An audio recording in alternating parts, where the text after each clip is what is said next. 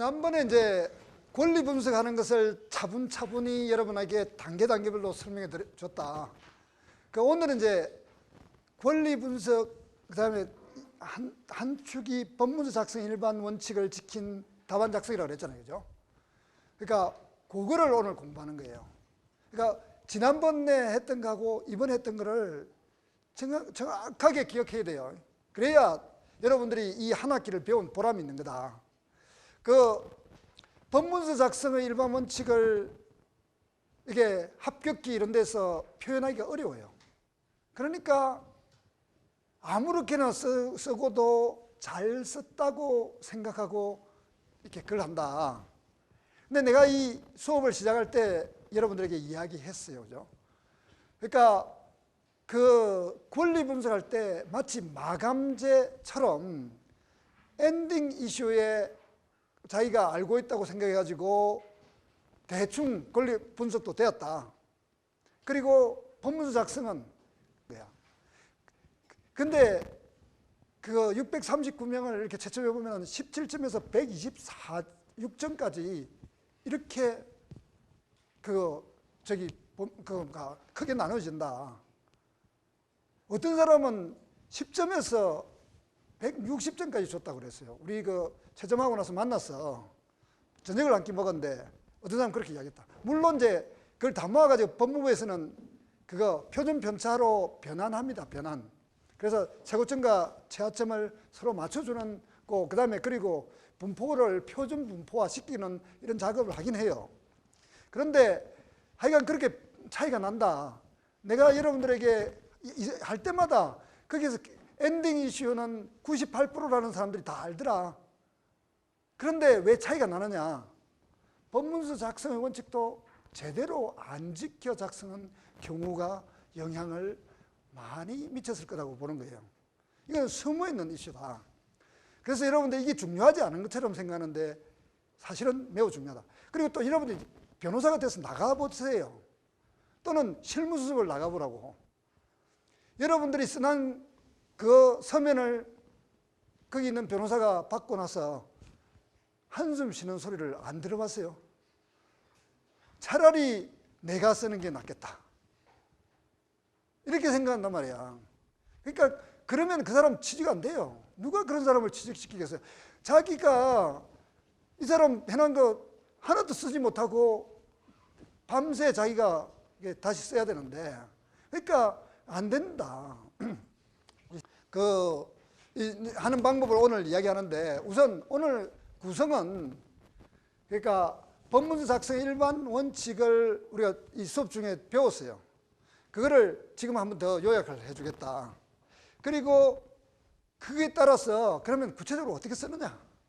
우리 제2의 변호사 시험 답안을 다음에 여러분들이 쓴 거 내가 좀 보면서 추려서 이렇게 이상하게 썼더라 하는 거를 좀 이렇게 이야기하는 이런 순서로 하겠다. 법문서 작성의 일반 원칙은 원래는 여러분들이 처음 쓸 때는 이거부터 고민하겠죠. 서면 전체를 어떻게 구성할 것인가. 이거부터 고민하는 게 사실은 맞아요. 그죠? 그런데 이제 그 창한 타이틀부터 먼저 설명하면은 그 창한 타이틀부터 설명하는 것보다 이게 한 문장을 어떻게 쓰는가, 한 주장을 어떻게 쓰는가, 그리고 그것을 바탕으로 전체 문서를 어떻게 구성하는가, 이걸 이제 좀 이게 설명하는 것이 여러분들이 이해하기가 더 쉬울 거다. 그래서 한 문장, 한 주장, 목차 및 서면 전체의 구성, 이런 형식으로 설명해 주겠다. 한 문장 작성하는 거 여러분한테 누누이 설명했다. 청구 취지는 주상목행. 그 다음에 그 청구 원인은 주일상목행으로 쓴다. 여러분들이 지금까지 여러 가지 글쓰기를 나갔을 때 육하원칙이라고 배웠단 말이에요. 그죠? 육하원칙은 이 법문 작성하는 데는 적용을 하지 않고 그걸 변형해서 주일상목행으로 쓴다 이 말이에요. 그래서 반드시 순서를 지켜야 된다. 근데 여러분들 그거 한 80% 여러분들 중에 한 80%는 잘 지키는데 그 중에 한 20%는 아직도 안 지킨다. 내 강의를 같이 한 학기를 들었는데 왜 안 지킬까? 나 이게 상당히 의문이에요. 왜? 아니 강의를 내가 그때마다 주일 상목행 외우자 이렇게 했잖아요, 그죠? 그랬는데도 안 지킨다. 왜 그런지 모르겠다. 그 다음에 이제 주일 상목행을 쓴다라는 말은 곧 법률 요건이라고 여러분 잔뜩 배우잖아요, 그죠? 민법 배우면은 법률 요건, 법률 효과 이렇게 배운단 말이에요, 그죠? 그 법률 요건에 해당되는 구체적, 자연적, 역사적 사실이 요건 사실이란 말이에요. 그걸 쓴다 이 말이에요. 그거를. 그 요건을 쓰는 게 아니고 요건 사실을 쓴다는 거예요. 근데 여러분 시중에 나와 있는 요건 사실론 하는 책자는 사실은 법률 요건을 정리해 놓은 거예요. 내가 여러분들과 4시간에 걸쳐서 1, 2, 3, 4 한 거는 전부 뭐 법률 요건을 설명해 준 거예요. 그 요건에 해당되는 구체적, 역사적 사실이 요건 사실이에요. 그걸 쓴다면 그거를. 이게 법문서의 독자는 판사라 그랬어요. 판사는 여러분들이 다 알고 있는 교과서에 나오는 법률 요건, 그게 궁금하지 않아요. 그건 다 알고 있단 말이에요. 자기가 더 잘한다고 생각해요. 단지 궁금한 거는 구체적인 이 사건에서, 그러니까 요건에 해당되는 무슨 사실이 있었는가를 나한테 리포트해 주기를, 보고해 주기를 바라는 거예요. 그래서 우리가 그걸 써주는 겁니다. 안 그러고 그냥 매매했다, 그리고 매매 계약서 내면은 주장과 입증이 된 거잖아요, 그죠? 주장과 입증이 다 됐단 말이에요. 매매했다, 그리고 매매 계약서 그렇게 한 장짜리 써놨고 소송해도 되는 거예요. 그런데 왜 여러분들이 이렇게 실무소송 나가보면은 로펌에서 막 100장, 150장짜리 막 준비서면을 쓰더라. 왜 쓰느냐? 그게 구체적인 사실을 써주려고 쓰는 거란 말이에요. 간접 사실, 아니, 그러니까 직접 사실, 매매 계약을 체결했다, 매매를 했다, 계약서 딱 나와 있는 이런 사건이 소유권이 있는 게 이런 거 여러분한테 안 와요. 그런 사건은 너무 질이 좋아서 그냥 당사자 혼자서 해야 된단 말이에요. 몇백만 원, 몇천만 원 주면서 여러분에게 그 사건을 의뢰하지 않는다. 자기도 잘 모르겠는데 뭔가 문제는 있고 이래서 오는 거예요. 그건 되게 뭐 간접 사실을 통해서 직접 사실을 입증하려고 하다 보니까 말이 길어지는 거예요. 직접 사실로 그 법률 요건을 다 입증할 수 있으면은 아무런 문제가 안 돼요. 그건 분쟁화 안 된단 말이에요. 그런데 그런 게 입증이 곤란하니까 다양한 간접 사실을 들어서 직접 사실을 입증할 수밖에 없다. 그래서 그게 길어지고 복잡해지는 거다. 그리고 이 말은 정말 가슴 깊이 새겨야 돼요. 이게 법률 요건을 쓰는 게 아니고 요건 사실을 쓰는 거다. 구체적인 사실을 쓰는 거다. 그리고 간단, 명료, 정확하게 하고, 그리고 적당한 구체성을 가져야 된다. 내가 이야기했잖아요, 그죠? 아마 그러니까 우리 사건에서 여기 나오는 지상물 매수 채권권을 행사하는 이 과정을 마치 소설가가 쓰라면은 한 12권을 쓸 수 있어요. 12권으로. 심리 묘사, 길을 가는데 가로수는 어쨌다는 둥, 온갖 소리를 다 쓸 수가 있단 말이야. 근데 우리가 필요한 거는 뭐예요? 주일 상목행으로 되어 있는 그 구체적인, 어느 정도 추상적이지만 어느 정도 구체적인 이런 사실을 쓰는 거예요. 그 레벨을 쓰는 게 여러분이 자꾸 익숙해져야 된다. 그러니까 나중에 이제 법률가가 이제 여러분 법률가 생활 오래 하면은 인문학적 글쓰기가 이제 퇴보해요. 이렇게 막 상상력이 부족해지고 막 이래진다고. 근데 이제 그게 이게 패단이긴 한데 하여간 그렇게 쓰는 이게 그게 돼 있다. 어느 정도 구체성을 가질 때 너무 추상적으로, 그러니까 너무 구체적인 건 아니고 이렇게 쓴다. 주일 상목행이 그걸 말해주는 것이다. 의사표시를 확증할 수 있을 정도 추상적 그런 정도, 없을 정도의 추상적 표현은 삼가야 된다. 그런데 너무 디테일이면 안 된다.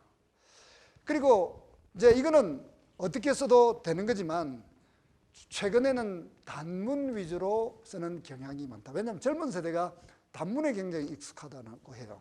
그리고 이게 국어학자들도 법률가 쓴 그게 너무 복문, 중문. 옛날에 1970년대 판결 이런 거 읽어보면은 그 상고 이유를 살피건대 라고 해갖고 로 기각하기로 한다가 한 문장이에요. 2페이지, 3페이지가 한 문장으로 쓴다. 그러니까 막 어떤 데는 비동, 수동, 뭐 적극, 뭐 온갖 그게 막 바뀌니까 너무 복잡해지는 거야, 그죠? 그러니까 그렇게 하지 말고 좀 끊어서 쓰자 하는 게 최근의 경향이다. 이게 이제 한 문장 쓰는 건데, 그런 문장과 문장이 모여서 주장이 되는데, 주장. 그러니까 예를 들면 우리 사건에서 지상물 매수 청구권의 행사에 의한 매매 계약이 성립되어서 소유권이 이제 넘기 인도 의무가 발생했다. 이게 하나의 주장이에요. 이게 하나의 길이란 말이에요. 하나의 스토리라고. 근데 이 스토리를 쓸 때, 요 하나를 쓸 때는 입증 책임을 부담하는 경우와 상대방의 입증 책임을 부담하는데 상대방이 그 주장에 대해서 내가 반박하는, 이게 약간 다르다. 그러니까 반박을 할 때 항변으로 반박하는 것이 아니고 부인과 부지 이렇게 이렇게 답변을 하는 이거는 다른데 어떻게 다른가? 입증 책임을 부담할 때는 여기처럼 다짜고짜 사실을 써야 되는 거야. 이거를 잘 이해 못하는 사람은 어떻게 잘 이해를 못하냐면은, 이게 여러분 3단 논법에 매우 익숙하잖아요, 그죠? 그래서 대전제, 그 다음에 소전제, 그리고 결론, 뭐 이런 거잖아요, 그죠? 근데 그래서 대전제에 해당되는, 그러니까 예를 들면 채권자 대의란 채권자가 제3채무자에 대한 권리를 대위 행사하는 것으로, 그 대위 요건은 1, 2, 3, 4 이렇게 하고 싶어 해요. 그게 사례형 쓸 때 그렇게 다 쓰니까 그게 너무 익숙하니까 그걸 꼭 쓰고 싶어 한다고. 내 강의를 안 듣는 사람 백발백중으로 그걸 쓰고 있어요. 그러니까 근데 그렇게 쓴 서면이 없단 말이야. 그래 안 써요. 다짜고짜 사실을 그냥 써버리는 거예요. 사실을, 해당되는 사실을. 그리고 나서 이 사실에 해당되는 법률 효과, 그러니까 이 사실에 법률이 적용된 법률 효과를 다음에 쓰는 거예요. 그리고 그다음에 청구가 여러 개면은 소결론이라는 항목을 둬서 의무이행형 형태로 청구 취지에 대응되는 진술로 요약하는 거예요. 이게 어떻게 되어 있다는 구조냐는 것을 오늘 가지고 실제 사례를 가지고 계속 설명해 줄 테니까 이 말이 뭔지를 이해하란 말이야. 그리고 직접 사실을 딱 써버리면 너무 좋으니까, 이거는 직접 사실은 있으면 그렇게 써도 된다. 근데 되게 없는 경우가 문제가 있으니까, 그럴 경우에는 간접 사실을 통해서 나중에 여기 간접 사실을 쓰고, 여기서 왜 이 간접 사실을 종합해 보건데 직접 사실이 인정되는가가 논리적 경험칙에 의해서 상대방이 설득되도록 써야 된다. 이거는 리걸 마인드가 이게 발현되는 곳이다. 그리고 되게 이제 여러분들이 이런 걸 서면을 자꾸 쓰다 보면은 앞에 사실관계를 요약하는 곳에서는 간접 사실 중에 어떤 것을 강조하고 어떤 것을 하고 이런 것들에 대해서는 아이디어가 많이 필요한 거지만, 직접 사실을 쭉 요약하는 것은 여러분들이 이제 익숙해지면 거의 똑같아져요. 그런데 그걸 들어서 이런 법리 적용의 부분을 쓰는 이 부분에서 문장력이 차이가 난다. 그래서 이제 여러분들이 계속 경험을 통해서 그거를 향상시켜서 잘 쓰는 방법을 익혀나가야 되는 거다. 선배들이 한 것을 보고, 그리고 소결론은 의무 이행형으로 쓴다고 했는데, 이거를 실제로 이 민사실무를 가리키는 사람들 중에서도 권리 확인형 이런 거, 뭐 권리가 있다 할 것이다, 뭐 라고 끝을 내도 된다 이렇게 설명하는 사람이 있어요. 어디에도 의무 이행형으로 끝내라고 제시한 데는 없어요. 최근에 그 로스쿨에서 그 사법연수원에서 나오는 민사실무 1교재, 그 교재를 저기 편집하고 있는 모 씨는 이제 그런 생각을 갖고 있는 것 같아요. 그래서 일부를 그 어떤 거는 그 청구 확인형으로 쓰는 것들이 있더라. 그런데 그 판결문은 절대 그렇게 안 쓰거든요. 우리가 이 기록을 이렇게 판사가 이렇게 보여주기 위해 쓰는 건데, 그 의무 이행형, 그 판결문은 주문에 해당되는 것으로 이 소결론을 내린단 말이에요. 그러니까 거의 똑같이 이 부분에서도 의무 이행으로 끝을 내는 것이 타당하다. 근데 하여간 견해가 좀 다른 사람들이 있더라. 근데 의무 이행으로 끝나는 것이 그 판결의 작성 방식이다. 그래서 그거를 따르는 것이 좋다. 그 다음에 이제 상대방의 주장에 대한 반박은 이렇게 씁니다. 이것도 자꾸 익숙하게 돼야 돼요. 익숙해야 된다. 상대방 주장의 요지를 처음 앞세우면, 상대방은 이러이러하게 주장한다. 그 간략하게 요약할 때 요건 사실이 다 들어가도록 요약해주는 버릇을 들이는 게 좋다. 그렇지만 간단하게 해야 한다. 실제 여러분들이 실무에 나가서는 그 요건 사실로 막 요약할 필요도 없이 그냥 동시행 항변함으로 살피면 돼. 뭐 이런 식으로만 해도 된다. 왜? 판사가 이미 기록을 순서대로 읽어요. 그러니까 소장, 답변서, 원고 준비서면, 피고 준비서면 이렇게 나와 있을 거 아니에요. 그죠?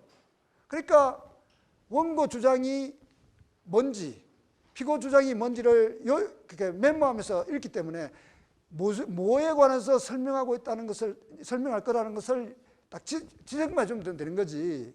그거를 일일이 다 요약할 필요가 없다. 만약에 그걸 너무 요약하면은 뭐 그걸 한 7, 8줄 하면은 이게 서면이 자꾸 길어지고, 그래서 그 법원의 불만의 대상이 되고, 또 그 간혹은 그거 잘 요약해 주면은 상대방이 그걸 힌트를 삼아서 내가 뭐가 빠졌는가 하고 이렇게 해서 다시 보완하는 이런 역할도 할 수 있고, 그러니까 여러 가지로 안 좋단 말이에요. 그러니까 그거 그냥 그 실무상으로는 매우 그냥 한 줄 내지 2줄로 이렇게 그 뭐에 관해서 내 지금 답변을 하겠다라는 취지만 알 수 있도록 해주면 되는데, 근데 이 시험 목적으로는 여러분들이 그 써놨을 때 요건 사실을 제대로 아는지, 상대방이 주장할 수 있는 게 뭔지 이런 것들을 어떻게 잘 아는지 이런 것들이 평가의 대상이에요. 그러니까 그 상대방 동시행 항변을 한다 뭐 이러면 동시행 항변에 어떤 요건을 갖춰서 항변할 거다. 이게 여러분들이 찾아서 좀 잘 요약해 주라 이 말이에요. 그래서 여러분들이 여기에 한 5줄 되어도 된단 말이에요. 근데 실무상으로는 안 그렇다. 그 다음에 이제 이렇게 주장하고 나면은 그에 대해서 먼저 답변을 해줘야 되는 거예요. 답변. 부인, 부지, 일부 부인, 드물게는 자백을 이렇게 해야 된다. 그리고 대개는 요거로 끝나는 게 아니라 대개는 오히려라는 말로 시작되는 간접 부인을 하게 된다. 이게 그거 형사에서는 그거 알리바이라 그러잖아요. 그죠? 그 범행 현장에 없었다 하는 것을 증명함으로써 나 범행을 안 했다는 것을 이렇게 증명하는 거잖아요. 그러니까 그것처럼 상대방이 이렇게 주장하는데 그 주장을 한 적이 없다. 나는 오히려 이런 일을 했다. 이렇게 함으로써 내가 부인하는 취지를 더욱더 설득력 있게 만들기 위해서 하는 거다. 그러니까 이때는 오히려를 앞세우고, 그리고 이게 이제 내가 주장하는 거니까 다시 오히려 간접 부인하는 하려고 하는 사실을 앞세우고, 그 사실을 앞세우는 데 대한 법률 효과를 쓰는 이런 방식으로 한다. 그리고 마지막에 반드시 그러니까 피고의 동시 이행 항변은 이유 없습니다. 이유 없다. 이유 없다. 요 말을 결론을 내려야 된다. 이유 없다.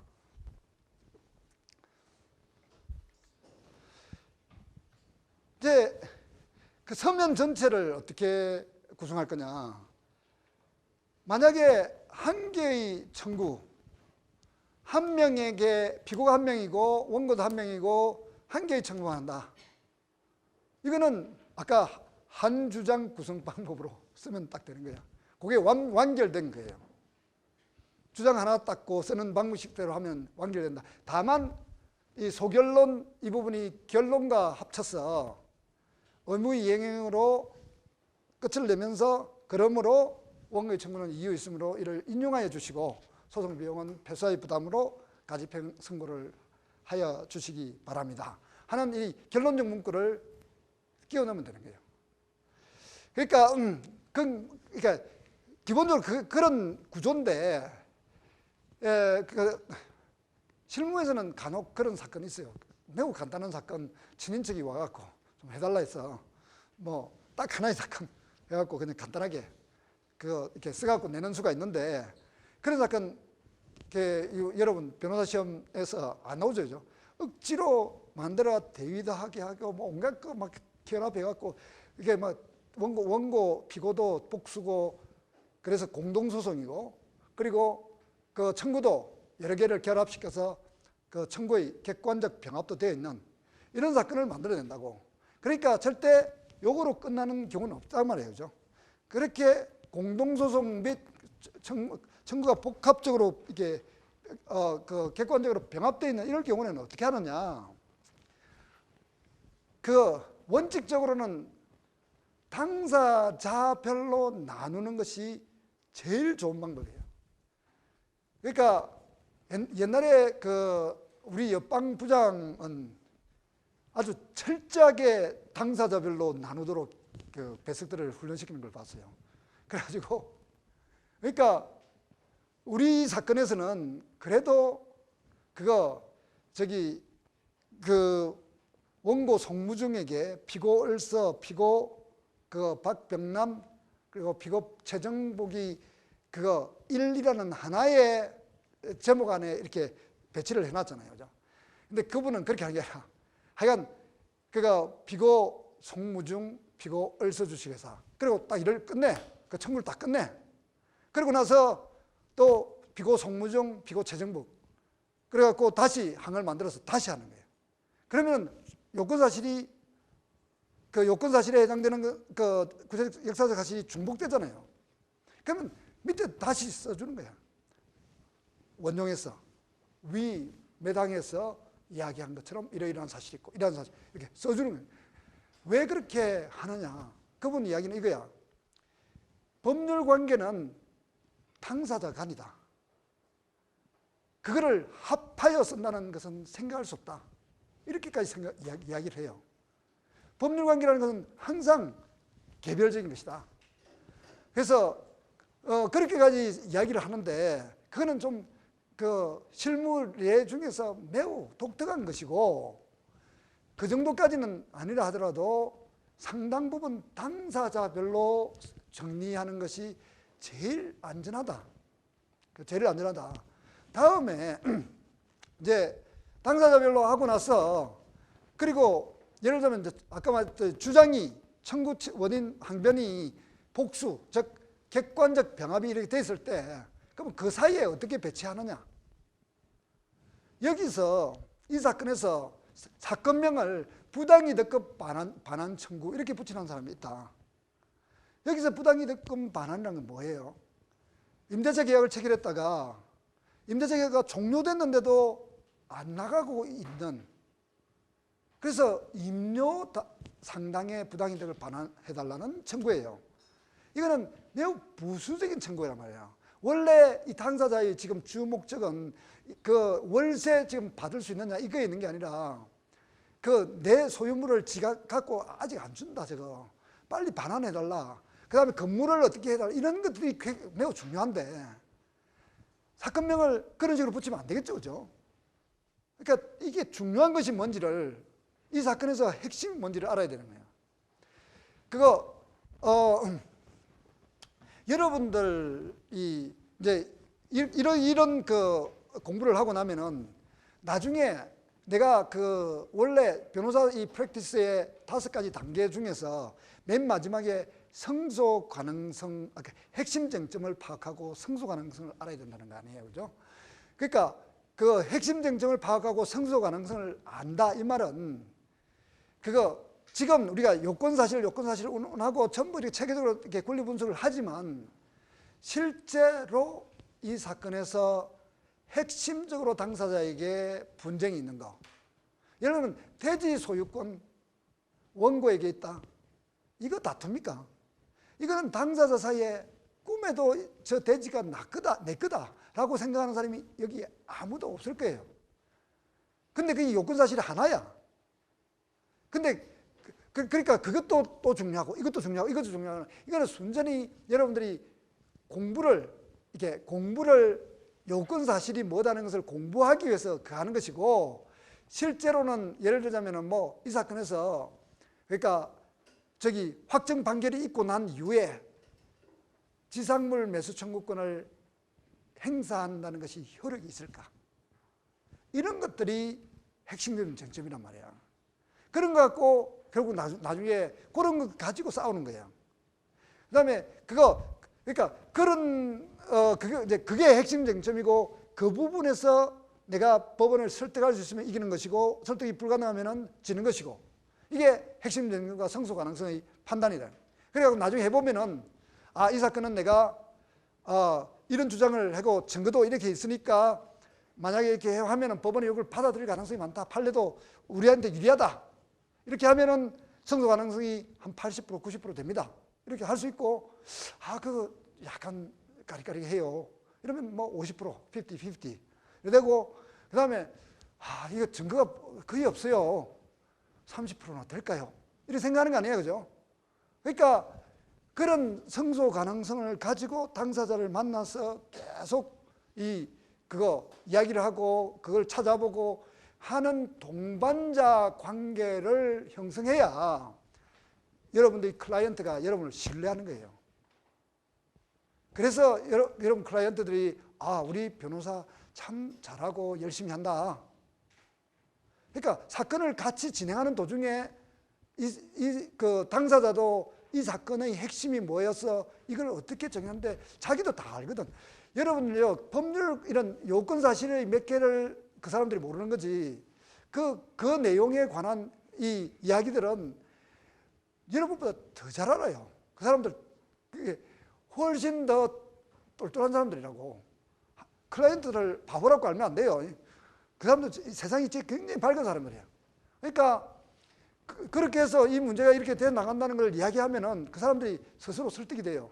그리고 나중에 치고 나서도 와가지고 변호사님 수고하셨습니다, 역시 그런 부분이 핵심이었고 어려웠네요, 이러는 거야.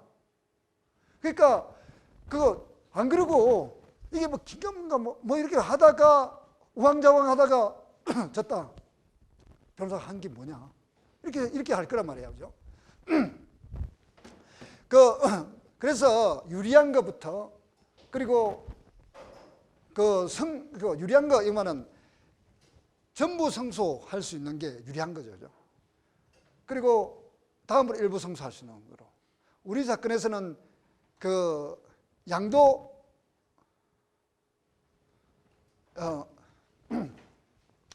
그리고 승소 가능성이 높은 것부터, 그리고 같은 수준이라면 시간적 또는 사건의 흐름 수준으로 이렇게 따라서 한다.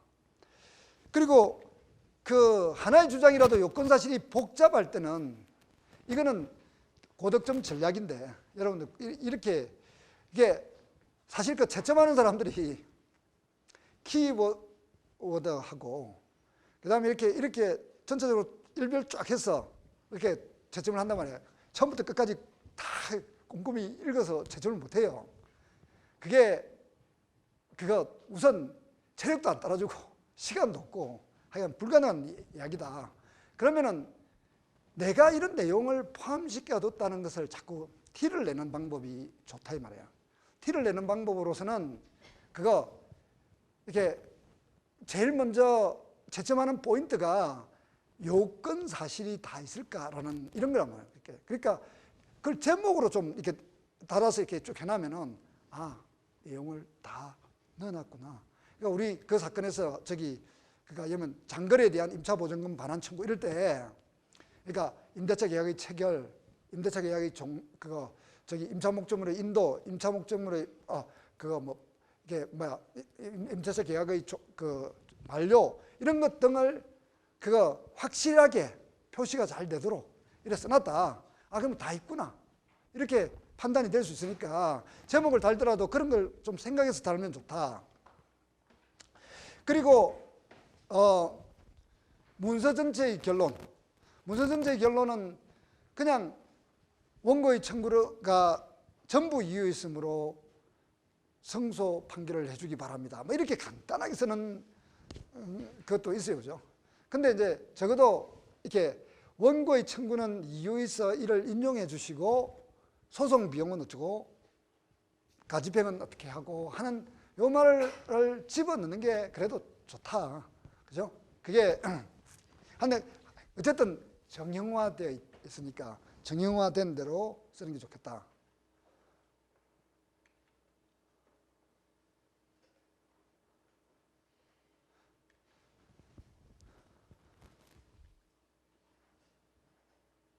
그리고 이 사건 사실관계의 요지라는 것을 이제 청구 앞에 제일 첫머리에 이렇게 쓰는 경우가 있어요. 이거는 내가 수업 시간에 이야기한 것처럼 고도의 기술을 요하는 거여서 그냥 여러분들이 시험 준비 목적으로는 사실관계 중에 모든 청구를 공통하는 거를 빼가지고 제일 앞에 그러니까 청구 원인 1, 이 사건 사실관계 요지 해갖고 이렇게 해주는 나는 가급적 안 쓰는 게 좋겠다. 왜냐? 시간이 없고 그거 하려면은 좀 이렇게 공통사실관계가 뭔지를 빼가지고 이렇게 내는 이런 작업들이 이렇게 많이 걸리고 이러니까 실제로는 그게 시험 답안을 작성해 위해서는 안 좋다. 그런데 여러분들이 이제 실제 변호사가 되어서 할 때는 이걸 맛깔스럽게 앞에다가 잘 이렇게 묶어서 내놓는 이런 기법은 아주 변호사의 능력을 이렇게 글쓰기 능력을 이렇게 좌우하는 거예요. 나중에 법원의 판결도 되게 이렇게 많이 나와요. 그러니까 앞에 사실관계를 대체로 쭉 앞으로 빼가지고 공통되는 사실을 이렇게 쭉 설시하는 이 사건 사실관계 요지라는 것이 판결문에도 자주 등장한다.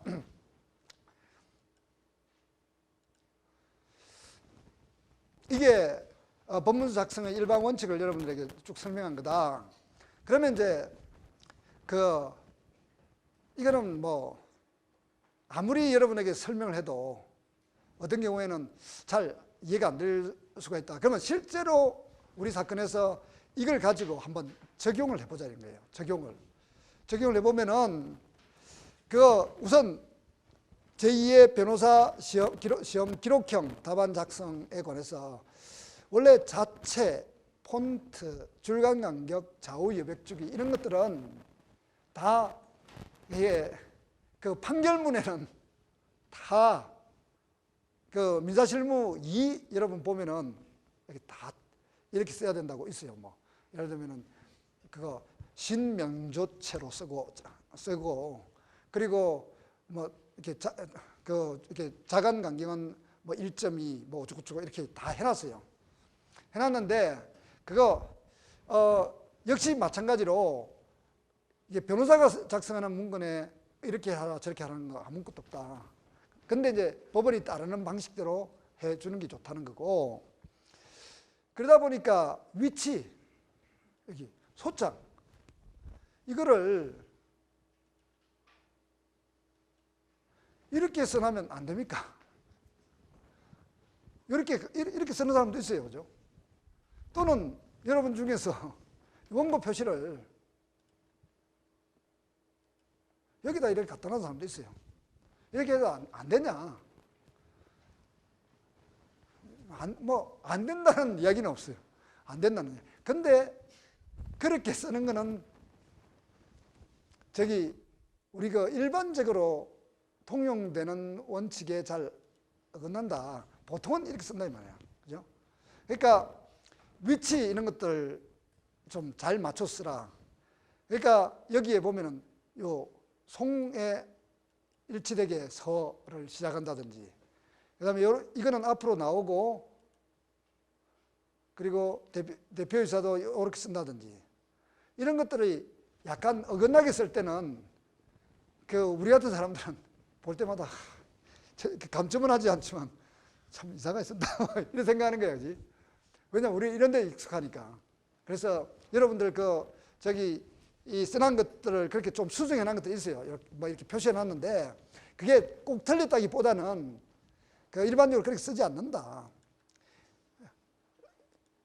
그리고 이 청구취지 이런 걸 앞에다 쓴다든지, 그 다음에 이게 작성일자는 가운데 정렬, 이게 작성인은 오른쪽, 서울중앙지방법원은 왼쪽. 내가 이렇게 써야 된다고 하니까 우리 출제위원들 중에 일부는 왜 꼭 그래 써야 됩니까? 그래 안 써야 돼요. 막 이렇게 해가지고 막 이상하게 이런 걸 정렬하는 사람들이 있어요. 이렇게 정렬해 하기도 하더라고. 이렇게. 근데 뭐 그렇게 하겠다는데 내가 방법은 없던데. 근데 법원의 판결문이 항상 이렇게 나와요. 이렇게 나오니까 법원의 문서들 보세요. 법원에서 오는 송달 문서 이런 거 다 보면은 이렇게 쓴단 말이야. 그러니까 이렇게 그거 따라주는 게 좋다. 그건 형식적 기재사항. 그거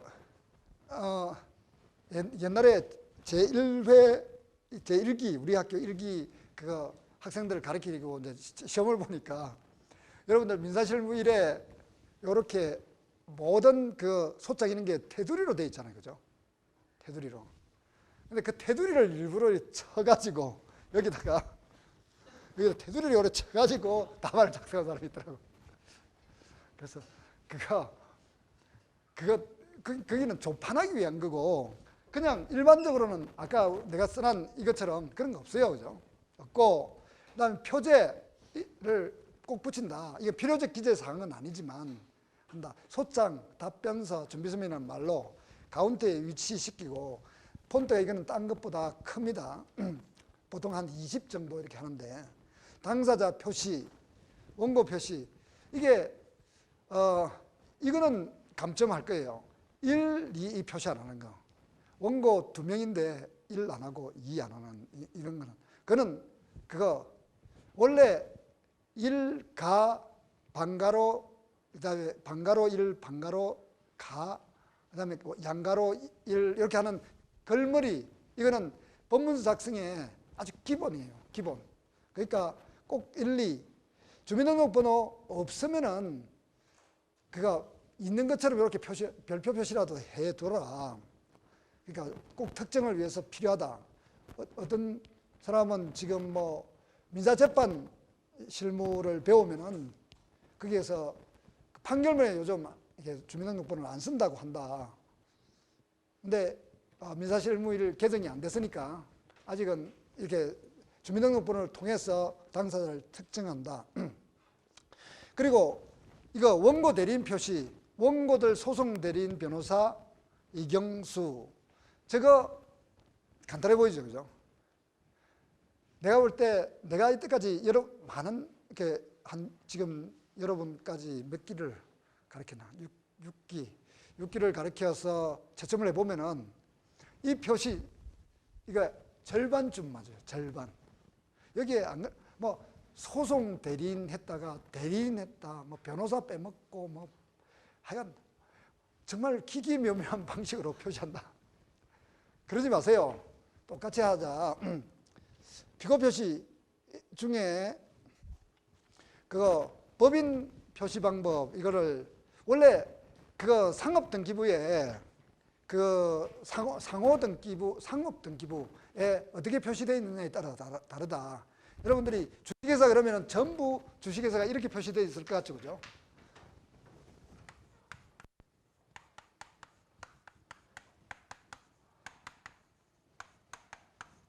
이렇게 되어 있을 것 같죠?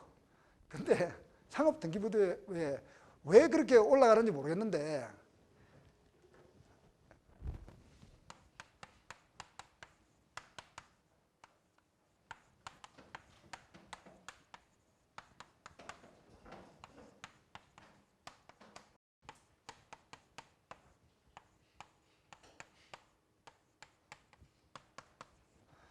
등 매우 다양합니다.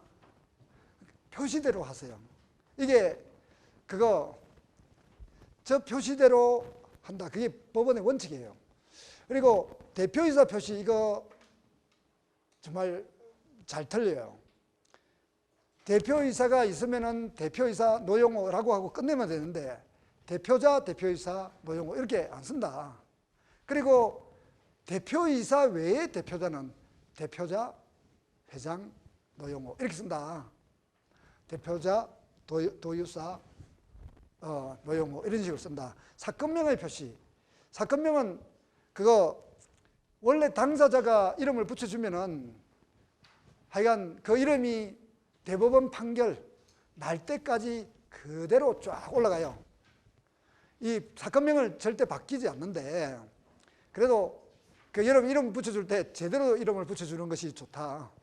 그러니까 아까 이야기했듯이 핵심 쟁점 위주로 붙여주는 것도, 이 사건에서는 소유권 등기 소유권 등기 등 청구의 소, 이게 가장 적절한 거다. 왜냐하면 그게 핵심이니까, 그죠?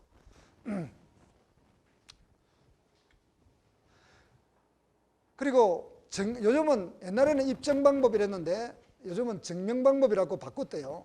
증명 방법, 민사소송법이 바뀌어서 그렇답니다. 그 다음에 그거 증명 방법 첨부 서류 등은 대체로 생략하라 그러고, 작성일자도 가운데로 하고, 작성자는 이 작성자 표시 좀 잘 하라. 관할 법원의 표시, 그 사건 배당 전이기 때문에 담당 재판부를 표시한다. 이거 여러분에게 아무리 설명해도 민사실무 2 듣는 사람 계속 엉터리로 표기한다. 근데 잘 생각해 보면 안다. 소장을 작성해 제출할 때는, 여러분 이런 거 법무사 제출 안 해봤죠? 법원에 가면 큰 민원실이 있어요. 그 민원실에서 일괄 접수를 해요. 그래서 이걸 접수를 받아가지고 이게 소장이면 이제 담당 재판부가 접수를 받아야 이제 사건 번호가, 그 사건 번호를 이제 접수 공무원이 접수인 딱 찍고 그 사건 번호를 쫙 적어요. 그러면 이게 여러분들이 말하는 2013 가합 뭐 1, 2, 3, 4, 5 하는 그게 되는 거예요. 그게 접수인 찍고 그 사건 번호 하는 그게 이제 이 사람은 이 사건에 평생 가는 거예요. 그걸 하고 나면은 이제 사건이 뭐가 접수됐다 이렇게 해갖고 이렇게 리스트를 쫙 만들어갖고 수석부장한테 보고하면 수석부장이 사건을 배당을 해버려요. 배당을 해야 재판부가 생기는 거예요. 담당 재판부가 생긴다. 소장 접수 단계에서는 그게 없단 말이에요. 담당 재판부가 없다. 그리고 담당 재판부가 이제 그거 정해지면은 그 담당 재판부 명의로 소장 부본과 그 다음에 응소 안내물이라는 것이 당사자에게 송달이 돼요. 그래서 거기에 보면은 재판부 표시가 있는 거야. 그런데 이제 피고가 답변서를 작성해서 그 재판부에 내는 게 아니에요. 어디와 내느냐? 역시 민원실에 와갖고 일괄 접수한단 말이에요. 그러면 민원실 담당자는 어떻게 하겠어요? 이 사건이 그 어느 재판부인지를 알아야 될 거 아니에요. 물론 나의 사건 검색 창에다가 들어가고 열심히 검색해 보면은 이 사건이 어디에다가 어디 답변서인지를 알 수 있지만 그거를 일일이 찾아서 하는 게 행정적 낭비 아니에요, 그죠? 그러니까 밑에다가 뒤에 그 답변서 등에는 서울중앙지방법원 제3민사부 이렇게 그 이름, 그 재판부 이름을 적어 넣게 만든단 말이에요. 그러면 그 접수 담당하는 사람은 딱 보고 제3민사부 그러면 그 벽에 이래 있는 그 이게 우편함 그 이게 있잖아요. 그 우리 그 교학과 가면은 메일함 있는 것처럼 이렇게 있다고요. 거기다가 딱 넣어버려요. 그죠? 그러면 이제 실무관이 와가지고 오전이나 오후에 한 번씩 가가지고 그걸 받아가지고 자기 재판부에 와. 재판부에 오는데 그 재판부에 진행되는 사건이 한두 건이겠어요? 수백 건이 있을 거 아니야. 그래서 캐비넷에 자기가 이 실무관이 자기 나름으로 이렇게 다 정리를 해놨어요, 사건을.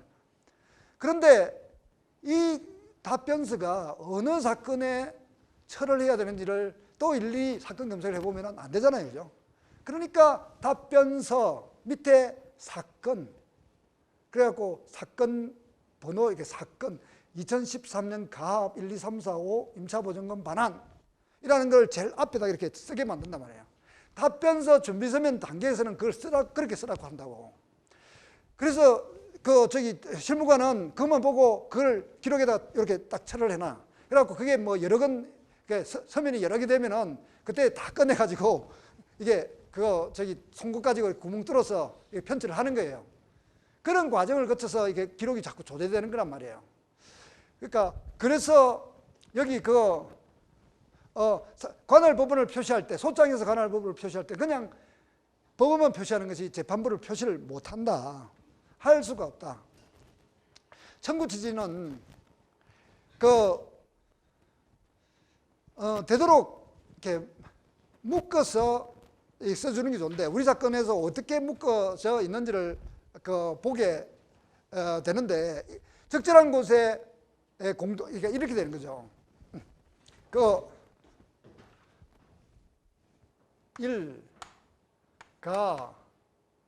다음에 하고 아니지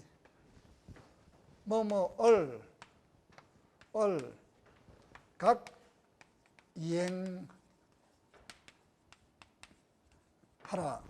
와 같이 이렇게 이런 식으로 어떻게 체계적으로 좀 묶고 이행하라는 말이 여기 다 걸린다면은 그걸 다 걸린다는 걸 표시하기 위해서 앞에다가 각 이렇게 붙인다는 거예요. 그리고 그걸 어떻게 배치할 것이냐, 원고별로 정리하고 다음에 원고가 같을 때 피고별로, 그리고 원고 피고 또 같을 때는 그다음 청구가 강력한 별로 이렇게 써주면 된다. 원고 송무중에게 피고 을서주식회사는 매매디금 지급과 상환하여 소유권 등기 및 인도 청구를 한다고 우리가 지난번에 권리분석을 했어요, 그죠? 대지 소유권 취득 건물 소유자에게 무단 점유로 인한 침해 부당이득 반환 청구 취지도 끼워서 한다. 근데 이게 송무중에 대한 그 부당이득 반환 청구는 2012년 11월 23일부터 그러니까 한 달 반쯤 후에 소를 제기하는 거니까 나머지 부분은 장래 이행의 취지가 포함되어 있어 지연손해금을 병합하여 청구하지는 않는데 그래도 예를 들면 그가 500만 원은 이미 발생했으니까 500만 원은 청구하고 그 다음에 그 나머지 부분은 이렇게 달리 청구한다면은 그 500만 원에 대해서 지연손해금을 이렇게 병합할 수가 있긴 한다. 이거는 나중에 무슨 말인지 구체적인 그 예를 통해서 이야기를 할게요. 여기 있네. 그거. 그러니까 원래는 2012년 11월 23일부터 인도 완료일까지 월 500만 원의 비율에 의한 검은을 지급하라. 이런데 소재기를 언제요? 2013년 1월 7일 날 하거든. 그러면은 2012년 11월 23일부터 2013년 1월 7일까지 한 달 보름인가? 이 정도 되잖아요. 그죠? 한 달 보름을 다 계산해가지고 일괄로 계산해가지고 청구해도 돼요. 근데 너무 복잡해지니까 그냥 한 달치만 미리 청구하고 미리 확정해서 계산하고 그리고 그 이후부터 장래 이행의 방법으로 하면은 이렇게 구성을 하면은 요 500만 원에 대해서 지연손해금을 청구할 수 있으니까 원고에게 그 지연손해금만큼 이득이 된다. 변호사가 저렇게 꼼꼼하게 작성할 필요가 있을까? 이게 만약에 아까 이야기한 그거 우리 김갑동처럼 2,500만 원, 5개월치 2,500만 원 정도 되면은 그렇게 해도 된다.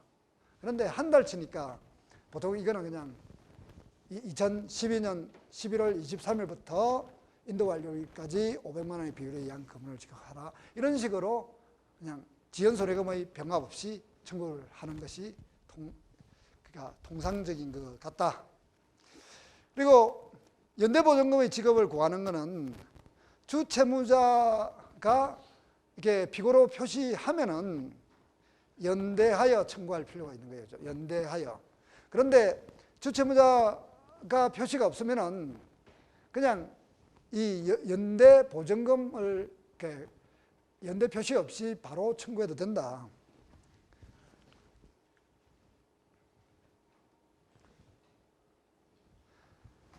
송무중에게 피고 박병남 건물인도는 원래 임대차 계약 종료를 원인으로 한 임차 목적물 반환 청구는 직접 점유자에게는 퇴거를, 간접 점유자에게는 인도를 구하는 방식인데 본 사안에는 을서 주식회사에게는 매매 계약에 기한 인도 청구를, 피고 박병남에게는 을서 주식회사를 대위하여 을서 주식회사가 갖는 피고 박병남에 대한 사용대차 종료로 인한 인도 청구권을 대위 행사하는 것이어서 이게 피고 을서에 대해서도 인도를 구하고 박병남에도 인도를 구하는 형식으로 청구 취지를 구성하는 것이 맞다. 원고 송무중에게 그 피고 박 최정북 건재당 설정 등기 말소는 지난번에 강평한 것처럼 두 가지 방법이 다 가능하다. 변제 공탁 후 조건 없는 말소 청구를 하는 거라면은 공탁에 따른 위험은 있어도 확정 판결을 집행할 때보다 유리한 위치에 처하게 된다. 그리고 그 김갑동에게 나머지 부당이득 반환을 청구하는데 이미 지난 부당이득으로 합산한 금액 2,500만 원을 다 계산하고 5개월치 2,500원을 계산하고 그에 대한 지연손해금도 이렇게 청구한다. 지연손해금은 여러분들이 이게 좀 복잡한 건데 이행기가 그러니까 후불 이러니까 매월 끝날 때 6월 23일만 7월 23일 날 이행기가 도래하는 거죠. 그리고 8월 23일, 9월 23일 이렇게 청구하는 것이 사실 맞겠죠, 그죠? 맞는데 이 사건에서는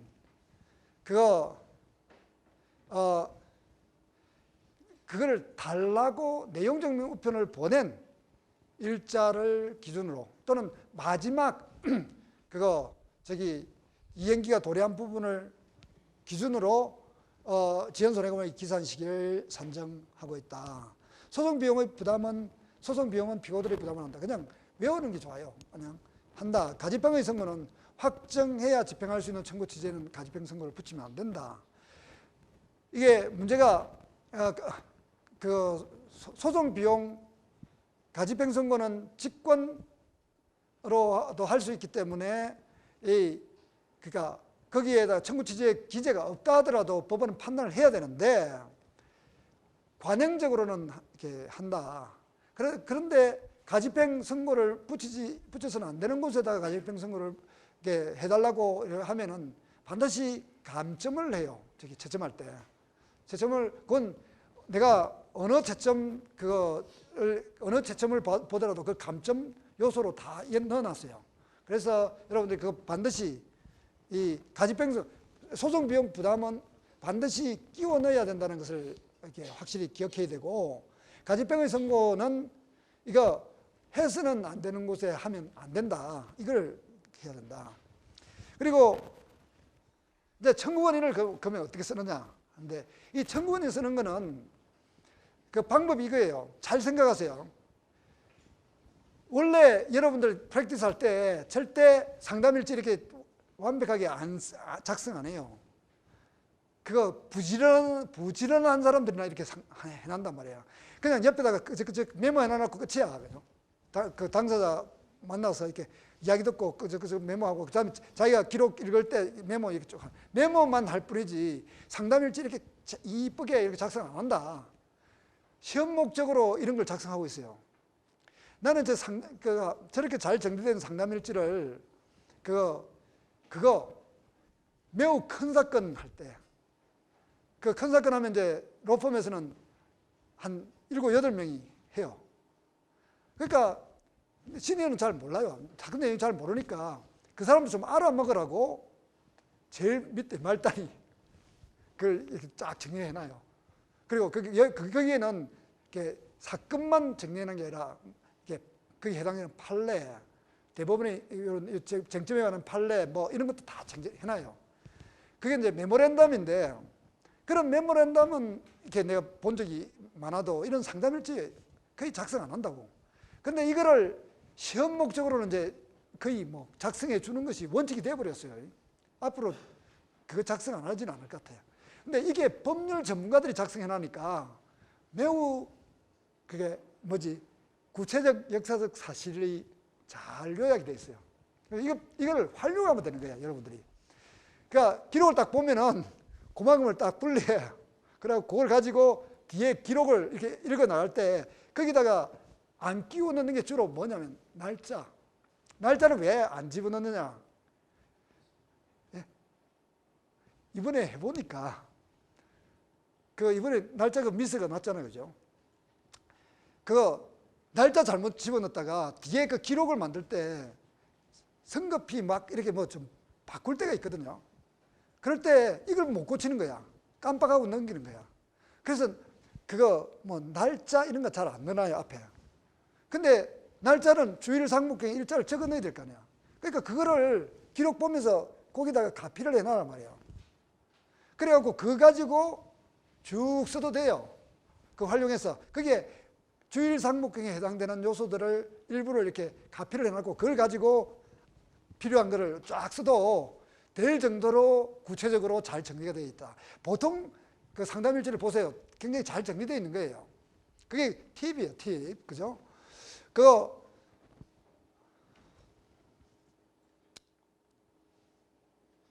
자, 그 다음에 이제 구체적으로 이게 어떻게 쓰는가? 이걸 갖다가 이제 실제로 요건 사실과 이걸 해갖고 비교하면서 하는 거는 5분 후에 하기로 하죠. 일부 사람들은 이게 소유권 등기는 빠뜨리고 인도 청구만 이렇게 해놨어요. 건물에 대해서 인도 청구만 해놨는데, 이거는 정말 한강에 가서 빠져 죽어야 돼요. 부동산의 매매 계약에 의해서 인도받는 게 주된 게 아니야. 소유권 이전 등기를 받아야 내기 되잖아요, 그죠? 그러니까 소유권 이전 등기를 빠뜨리고 인도 청구만 해놨는 건 이건 정말 어느 도달인 거야. 인도 청구를 누락할 수는 있어요. 내가 이야기했듯이 인도 청구를 안 하는 경우도 있단 말이에요. 근데 여기 제시문에서 건물 및 토지를 인도받을 방법을 강구하라고 지시를 해놨기 때문에 인도 청구를 병합하는 거예요. 그거는 그런데 소유권 등기를 안 하고 인도를 해놓는 거는 좀 언어도 다니고. 하여간 이거를 요건사실이 다 같아요. 같잖아요. 그죠? 그러니까 요건사실이 뭐냐. 우리 지난 시간에 이 요건사실을 쫙 정리했어요. 그죠? 요건을 정리했는데 이 요건이 어떻게 쓰는가라는 게 문제예요. 그죠? 여기 1. 건물 소유를 목적으로 하는 대지 임대차 계약. 여기에 대지가 원고의 소유다 이런 말 없어요. 그죠? 그냥 임대차 계약인데 건물 소유를 목적으로 하는 임대차 계약. 기간 만료로 임대차 계약이 종료될 것. 종료 시 건물이 현존할 것. 임대인이 계약 갱신을 원하지 않고 지상물 매수 청구권을 행사한다는 일방 행사의 의사표시를 하고 도달했을 것. 대항력 있는 임대차의 경우에는 그 대지의 양수인에게도 건물 매수 청구권을 행사할 수 있다는 것. 이게 요건사실이었다. 근데 이렇게 1, 2, 3, 4, 5 이 내용을 쓰느냐? 아니, 이거를 구체적 역사적 사실로 변환하여 쓴단 말이에요. 그죠? 변환하여 쓴다. 어떻게 쓰느냐?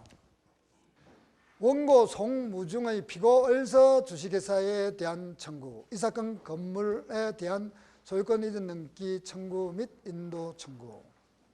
자, 원고 김갑동은 사실로 먼저 시작한다 했어요. 사실로. 여기에 지상물 매수 청구권의 행사 요건은 건물 소유를 목적으로 한 대지 임대차 계약이어야 하고 그거 기간 만료로 종료되어야 하고 갱신을 청구했는데 거절하고 행사하고 이런 말을 쓰는 게 아니라 이런 말에 해당되는 구체적 역사적 사실을 써야 된다. 변환해서 쓴다. 원고 김갑동은 서울 서초구 서초동 671대 320제곱미터를 소유하고 있던 중. 여기 내가 소유라고 썼다. 대지의 소유권이 요건사실이 아니잖아요. 그죠? 임대차 계약을 체결했느냐 이것만 써야 되는데 했다. 왜? 뒤에 부당이득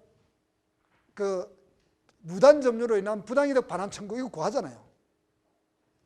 그러니까 내가 소유라는 거 해야 부당이득 반환 청구할 거 아니에요. 근데 왜 여기 소유권 이전 등기 인도 청구를 하는 곳에다가 뒤에 항목을 달아서 할 부분에 쓸 것들을 쓰느냐? 그거는 한 번 쓸 때 그걸 예상해서 상세하게 다 써놔놓고 나중에 뒤에서는 원용하면 된다 이 말이죠. 그래서 여기다가 소유하고 있던 중이라는 말을 쓰는 거예요. 2010년 6월 23일경 피고 을서 주식회사와 사이에 이 사건 대지를 보증금 7억 원, 월 임료 500만 원, 임대기간은 2년간으로 한 임대차 계약을 체결했다. 이게 임대차 계약의 체결을 쓰는 주1 상목행 있잖아요. 주어 원고 김갑동 1, 2010년 6월 23일 누가? 상대방이 피고 을서 주식회사 어떻게?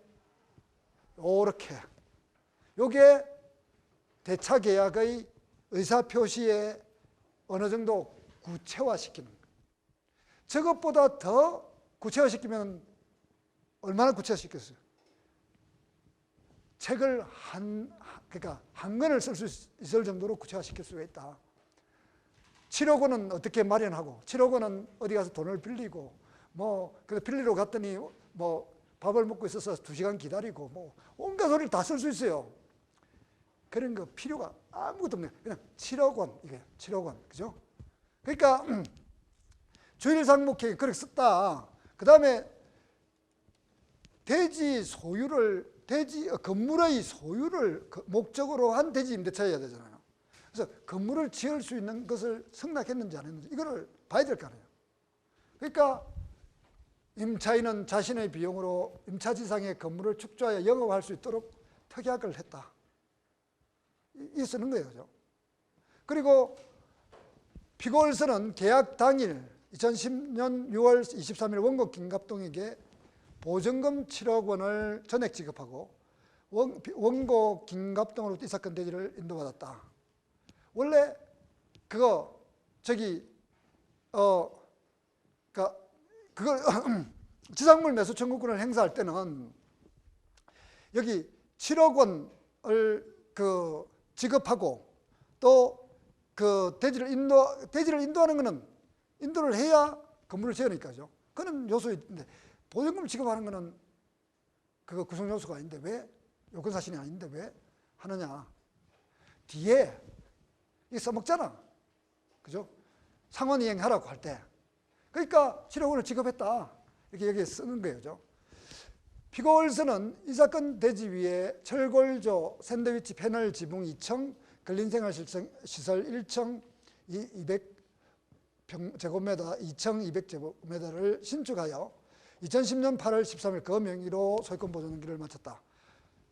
신축하면은 소유권 취득하잖아요, 그죠? 소유권 취득하다고만 해놓으면 될 텐데 왜 소유권 보존 등기까지 써놨냐? 대항력 있는 임대차가 되려면 어떻게 해야 돼요? 그거 안 배웠어요. 그러니까 건물 소유를 목적으로 하는 대지 소유권자, 대지 임대차의 경우에 임차인이 건물을 보존 등기하면은 그 대지 임차권에 대항력이 생긴다. 이렇게 배웠잖아요. 그거를 나타내 주려고 쓴 거야. 방금 말한 이런 법리를 쓰는 게 아니고 거기에 해당되는 이런 사실을 써줘야 되는 거야. 빠짐없이. 그죠? 그러니까 다 그런 걸 다 있다는 걸 생각하면서 이걸 쓰는 거야. 그리고 피고일서는 이 사건 건물의 2층에 드래곤스라는 상호로 패스트푸드 프랜차이즈 본사를 두고 2010년 8월 23일부터 이 사건 건물 1층에서 그 영업점을 운영해 왔습니다. 이거는 그래, 그 점유, 무단 점유로 운영하는 그걸 위해서 미리 써놓은 거죠. 미리. 그리고 그러나 피고일서는 임대차 계약이 만료되기 전인 2012년 6월 15일 원고에게 위 임대차 계약의 갱신을 청구하였으나 원고 김갑동은 이를 거절하였습니다. 그런데도 피고일서가 위 임대차 만료일인 2012년 6월 20일 경과한 이후로 이 사건 대지를 반환하지 않아 갱신을 청구하여 거절됐다. 이게 그 지상물 매수 청구권의 행사 요건이니까, 그죠? 써야 된다. 그리고 반환하지 않아 이거는 여기서부터 이까지 쓰는 거는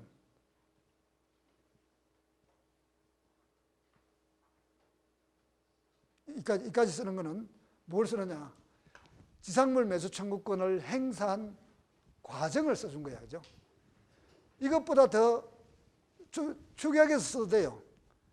지상물 매수 청구를 행사하는 그 과정을 쭉 써준 건데, 근데 이제 사실관계를 좀 더 다이내믹하게 알게 하기 위해서 이렇게 좀 상세하게 써놓은 건데, 그러니까 그런데도 피고일서가 위 임대차 계약 만료일인 2012년 6월 22일 경과한 이후에도 이 사건 대지를 반환하지 않아 원고 김갑동은 피고일서를 상대로 항을 하여 건물 출거의 소를 제기하여 2012년 11월 2일 피고일서는 원고 김갑동이 이 사건 건물을 철거하고 원고 김갑동으로부터 7억 원을 지급받은 것과 동시에 이 사건 토지를 인도하라는 취지의 성소 판결을 받아 2012년 11월 30일경 위 판결이 확정되었습니다. 이게 판결문도 이야기해 준 거, 특히 이제 이 부분, 요 대지 인도 이 부분을 내가 달리 청구 안 하는 이유를 좀 설명해 주기 위해서 이런 걸 했다. 한편 원고 송무중은 2012년 11월 10일 원고 김갑동으로부터 이 사건 대지를 원고가 이 양도받은 거, 그죠? 요까지가 양순이다 라는 것을 해서, 그러니까 왜 갑자기 김갑동이 나오다가 송무중이 이 청구를 할까?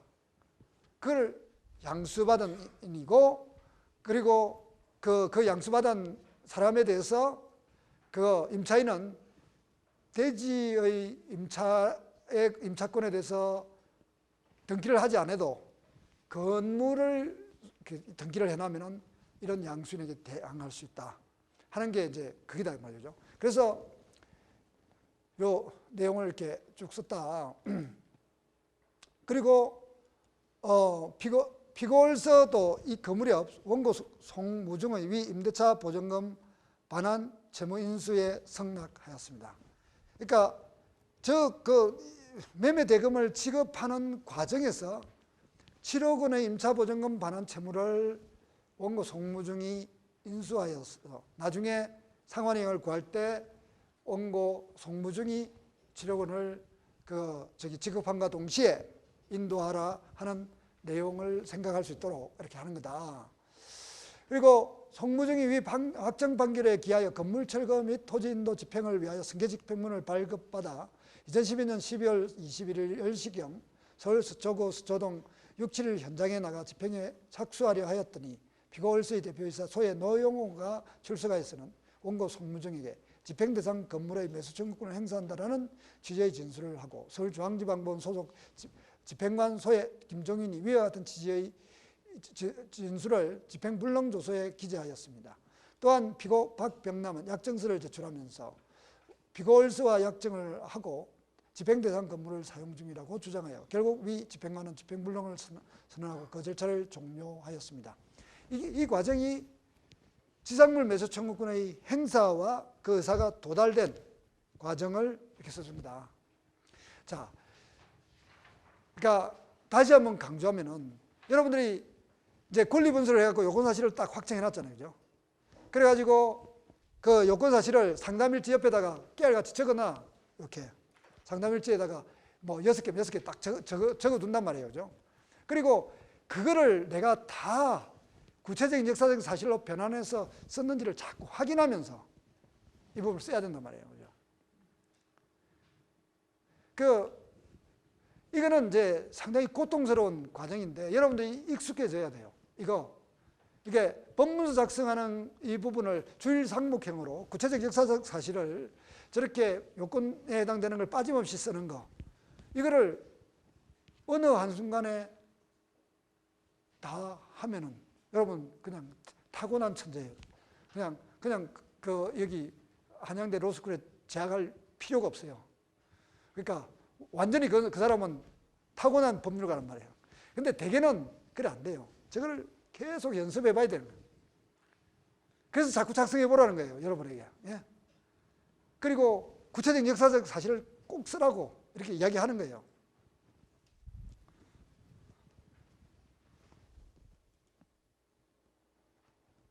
그리고 한국감정원 작성의 감정평가에 의하여 2012년 12월 21일 이 사건 건물의 시가는 2억 원입니다. 이걸 왜 쓰느냐? 우리 아까 요건사실 6개 중에서는 이거 없었는데 원래 지상물 매수 청구권을 행사할 때 항변으로 행사할 때는 시가를 인정할 필요가 증명할 필요가 없어요. 이게 부속물 매수 청구권은 다르다 했어요. 그런데 이걸 청구 원인으로 주장할 때는 왜냐하면 상환행위 관계였기 때문에 원래 원고는 이때도 그냥 계약이 체결했다 달라 하면 되죠, 그죠? 근데 자꾸 문제가 패소 부분이 없도록 하라고 하면서 자꾸 상환이행 관계로 청구 취지를 작성하라 그러니까 이 정보가 필요한 거예요. 원래 실무에 나서 소송할 때 상환이행으로 먼저 청구하는 경우 별로 없어요. 그냥 쿨하게 단순이행을 다 청구하고 상대방이 항변하고 법원이 상환이행의 판결에 주문을 내는 거예요. 그리고 원고 청구를 일부 기각한다. 원고 청구가 일부 기각되면은 나쁜 점 그거밖에 없어요. 소송 비용 부담할 때 전부 성사하면은 소송 비용 전부 피고의 부담이지만 일부 기각되면은 소송 비용을 이분하여 이런 원고의 이런 나머지는 피고의 부담을 한다. 이런 정도의 소송 비용의 이게 분배밖에 없는데 이 사건에서는 자꾸 시험 목적으로 그렇게 이야기하니까 이런 정보가 필요한 거예요. 자, 소결론을 한다 그랬어요. 소결론 부분을 그 의무이행으로 끝내야 된다. 의무이행으로 끝나는 것이 이거다. 의무이행이, 이게 의무이행으로 끝난 거예요. 피고을서는 소의 송무웅으로부터 검 2억 원을 지급받은과 동시에 원고 송무웅에게 이 사건 건물에 대한 2012년 12월 21일자 매매를 원인으로 한 소유권 인증 절차를 이행하고 위 건물을 인도할 의무가 있습니다. 의무이행으로 되어 있잖아요. 이거를 다 그대로 떼가지고 청구 취재 갖다 하면서 일부를 지우고 수정만 하면은 바로 청구 취지가 돼요. 그죠? 그래서 이렇게 의무이행으로 끝난다. 이 부분은 내가 여러분한테 이야기할 때 이거는 꽃이고, 청구 취지에 가면은 이걸 몸짓으로 써야 된다. 김추수 시인의 그거 꽃이란, 내가 너의 이름을 주지 않았을 때는 너는 하나의 몸짓에 불과하였다. 뭐 이런 시를 가면서 이야기했어요. 그죠? 그러니까 이게 의무이행으로 끝났다는 소리예요. 그 앞에 왜 이런 거를 해놨느냐. 그러니까 저 사실관계가 그 사실관계에 법률을 적용하는 그 효과의 적용 과정을 이렇게 좀 써놨는 거예요. 이거를 어떻게 효율적으로 쓰는가. 이거는 법률가의 문장력이라고 그랬어요. 이거는 여러분들이 단숨에 절대 안 길러져요. 전 많이 카피해봐야 하는 거예요. 그죠? 카피해봐야 한다. 그렇다면 이 사건 대지의 임차인이며 이 사건 건물의 소유자인 피고 을서가 이 사건 건물을 신축하여 자신 명의로 소유권 보존기를 격려했을 뿐만 아니라 이 사건 건물의 소유를 목적으로 한 이 사건 임대차 계약이 만료되기 전인 2012년 6월 15일 계약 갱신의 청구를 하였으나 거절당하였고, 그래서 2012년 12월 20일 이 사건 대지의 매수인인 원고 송무영의 임대차 기간 만료 후 잔존한 이 사건 건물의 매수 청구권을 행사함으로써 피고 을서와 원고 송무영 사이에는 이 사건 건물에 대한 매매 계약이 성립되었다. 이게 지금 쓰고 싶은 이야기예요. 우리가 이게 계약, 소유권 등기 인도 청구를 하는 것은 매매 계약이죠. 매매 계약. 매매 계약의 성립을 입증하려고 하는 거예요. 그러니까 그 계약이 이렇게 해서 성립되었다 하는 것을 선언하는 거예요. 이게. 그죠? 그러니까 법률가 이렇게 계약 끝하는 이걸 해주기 위해서 합니다. 그리고 매매대금은 2012년 12월 21일 당시 객관적인 평가 금액에 해당되는 2억 원이 된다 할 것입니다. 이 부분을 이렇게 쓸 수 있는 능력, 이거는 어느 하루아침에 이루어지지 않는다. 연습에 연습을 거듭해야 된다. 이런 것들을 잘 하는 게 여러분들이 법률가로서 문장력을 인정받는 것이다. 그러니까 이렇게 근데 이 부분은 여러분들 아무리 잘 쓰려고 해도 처음에는 속칭 개발세발이 돼요. 그래서 이 부분을 되게 여러분 시니어 변호사들이나 법원에 가면 부장판사들이 저 부분을 맨날 고쳐줘요. 그래서 어느 날 이렇게 닦이고 갈고 닦여서 절차 탕마되어 마침내 훌륭한 걸 쓰게 된다. 이 부분을 여러분들이 개발세발 가서 써놨다고 해서 선배 변호사들이 뭐라 하지 않아요. 이 부분은 아주 친절하게 마치 그래 하면서 기분 좋게 막 고쳐줘요. 이렇게 이리 와봐라 하면서 이런 걸 이렇게 쓰는 거야. 막 이렇게 고쳐준다고. 이때 자기가 희열을 느끼면서 선배 변호사에게 그런 기회를 주는 것도 좋은 거예요. 그죠? 그렇게 막 아이고 선배님 정말 잘하네요 하면서 이렇게 하면은 여러분 짜웅도 하고 뭐 아주 좋은 기회가 되는 거예요. 그죠? 근데 앞부분에 있는 사실관계는 선배 변호사가 몰라요. 기록을 본 적이 없으니까. 그러니까 그 부분을 여러분들이 장악해 줘야 되는 거예요. 그거에 불안하면은 여러분과 일을 안 하려고 그래요. 그러니까 앞부분에 있는 이거를 얼마나 여러분들이 주니어 변호사로서 잘 하는가, 이것으로 여러분들의 그 로펌 인생이 달라지는 거예요. 그 다음에 이제 부수적 청구로 차임 상당의 부당이득 반환 청구라는 걸 하는데, 이거는 대부분 앞에 이야기했어요. 그죠? 그러니까 여기서는 아주 요약해서 간다. 피고월서는 원고 김갑동과 사이에 위와 같이 항상 자꾸 위와 같이 이렇게 이야기하는 거예요.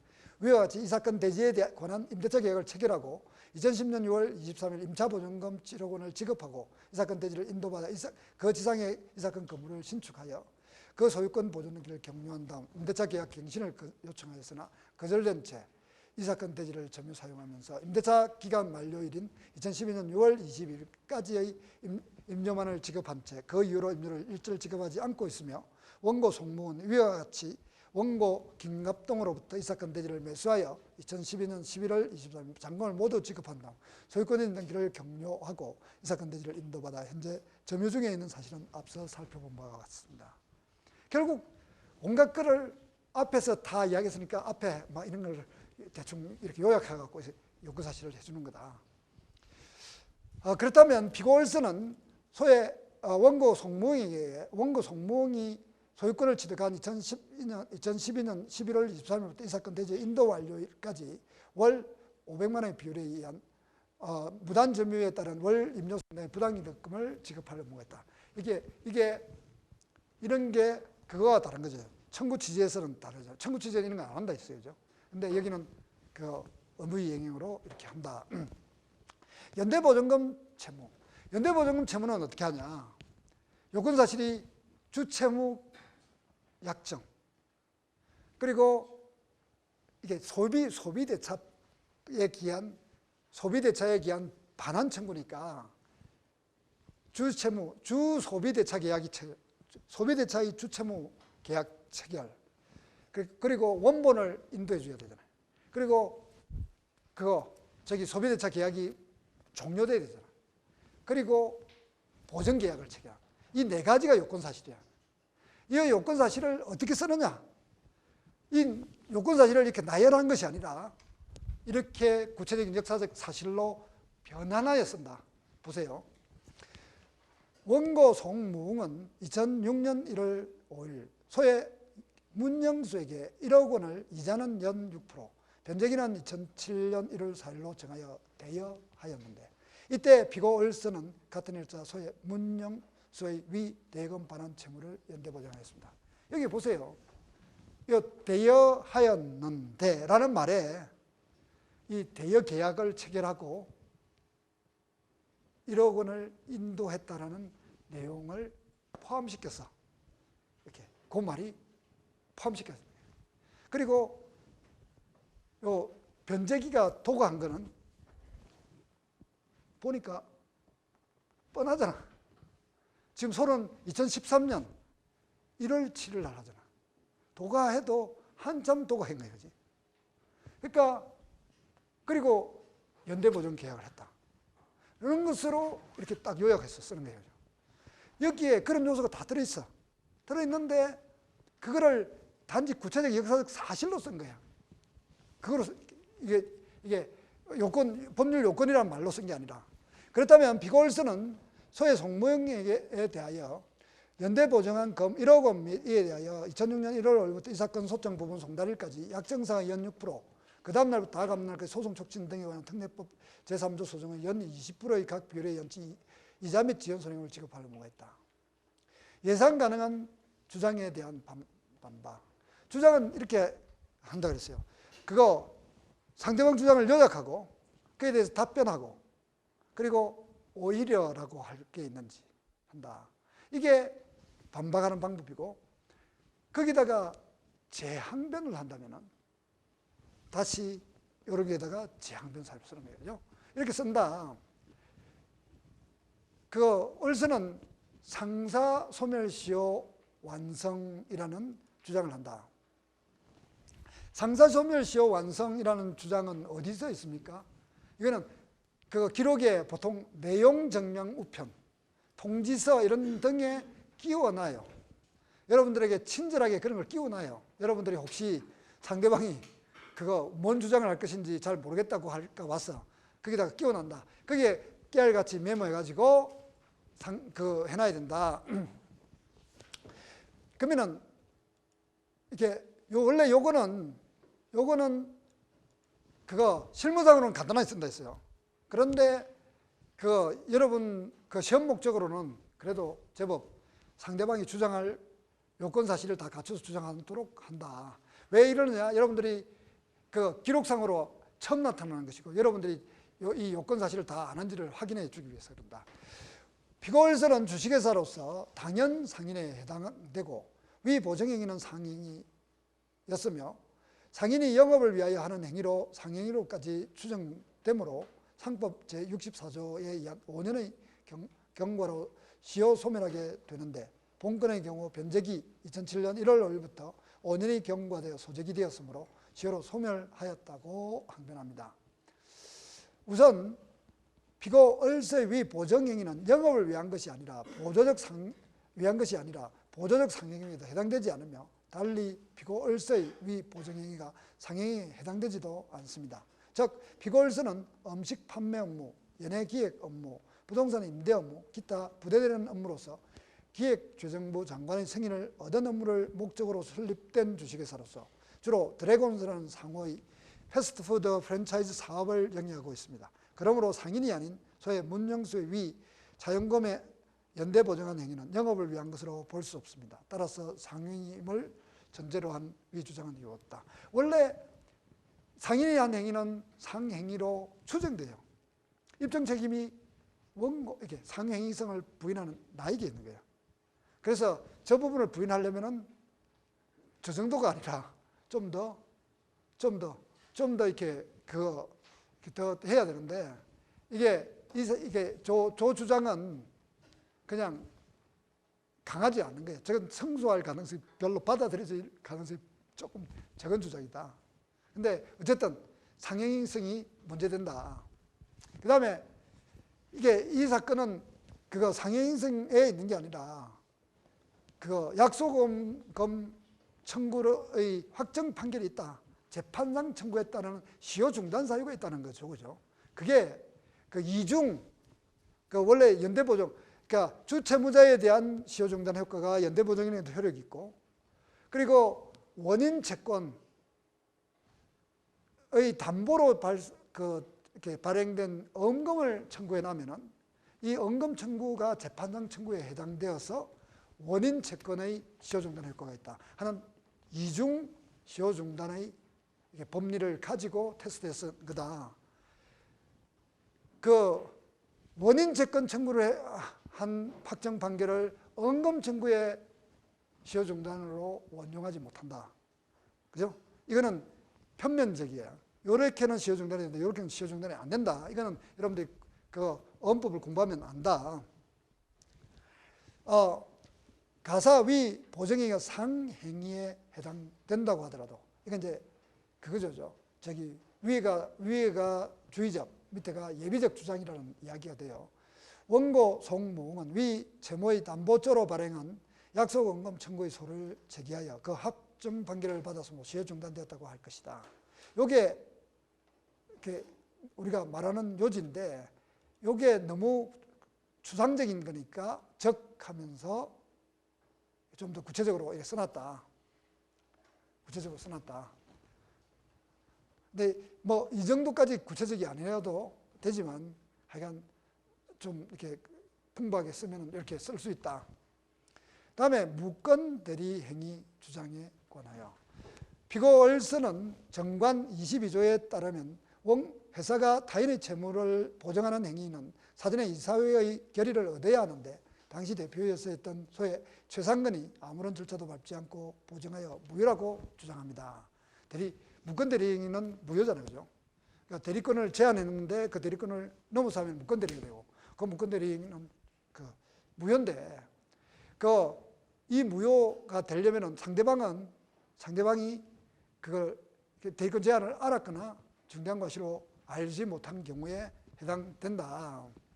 근데 나는 선의 무과실이라는 것을 주장하는 거예요. 상법 제389조 제3항 209조 제2항에 의할 때 주식회사 대표이사의 대표권에 대한 제한은 선의 제3자에 대항하지 못합니다. 그래서 가사 위와 같은 사실이 있다고 하더라도 원고 송무웅은 소의 최상근의 위 보정행위에 대한 회사 정관상의 제한을 알지 못하였고 알지 못한 데 과실이 없으므로 위 보정행위는 그 효력이 없다 할 것입니다.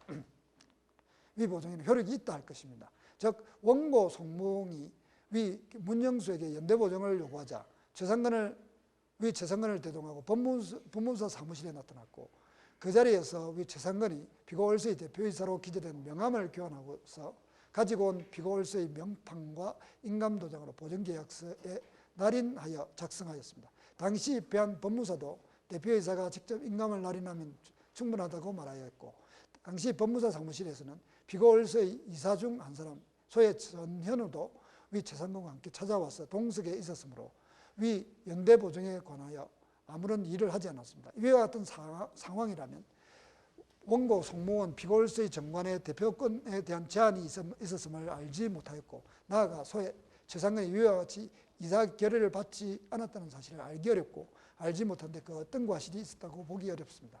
그러므로 원고 송무원은 소의 최상근의 대표권 행사 제한에 대한 선의의 제3자라 할 것이고 피고월서는 최상근의 보증에 책임이 있습니다. 따라서 피고월서의 위 주장은 이유가 없습니다.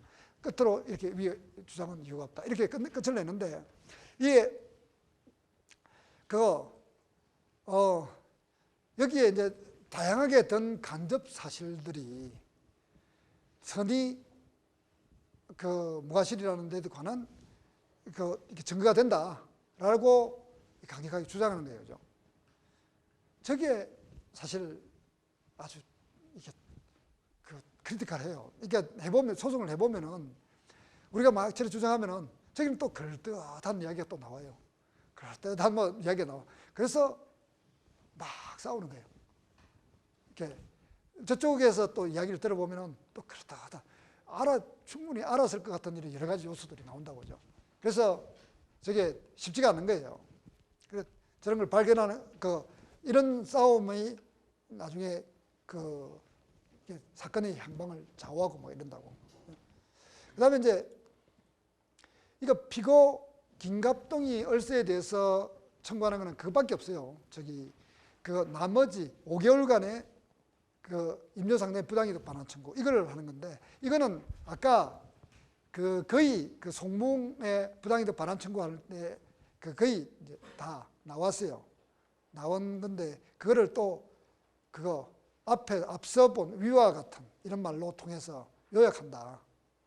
그리고 이렇게 요약을 한단 말이에요. 위와 같이 이렇게. 그리고 이렇게 한다. 원고의 피고 박병남에 대한 청구는 이게 요건 사실이 대위 요건 4개를 입증해야 된다. 대위하는 거잖아요. 그죠? 얼서를 대위해서 한다. 대위 요건 피보존 채권의 존재, 이행기의 도래, 보존의 필요성, 그리고 채무자의 채권 불행사 이 4개가 입증이 안 되면은 법원은 각하한다 그랬어요. 각하. 본안정 항변으로서 각하돼야 된다. 이거는 법원이 이렇게 대위 요건으로 직권조사 상황으로서 당사자 주장하지 않더라도 증거를 가지고 찾아서 쓸 수가 있다. 근데 여러분 법률 전문가니까 이거를 반드시 쓰도록 그리고 쓴 것을 이게 채점에 반영한다. 그런데 주의할 것은 이거를 너무 상세하게 써서 뒤에 정작 중요한 비대위 채권을 제대로 쓰지 못하는 우를 범하지 마라. 이게 제일 중요하다 했다.